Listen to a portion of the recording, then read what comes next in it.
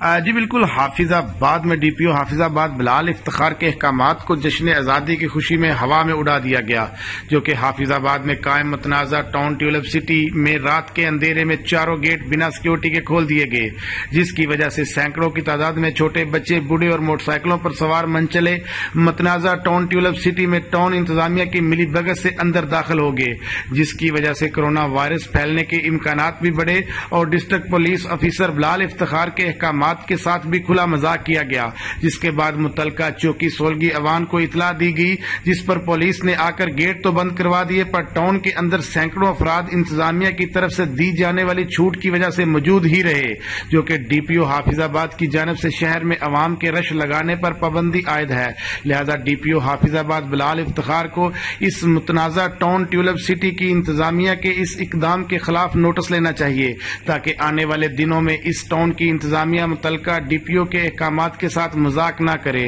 Camera team کے ہمراہ اصغر عباس، bureau chief Punjab, آپ تک نیوز۔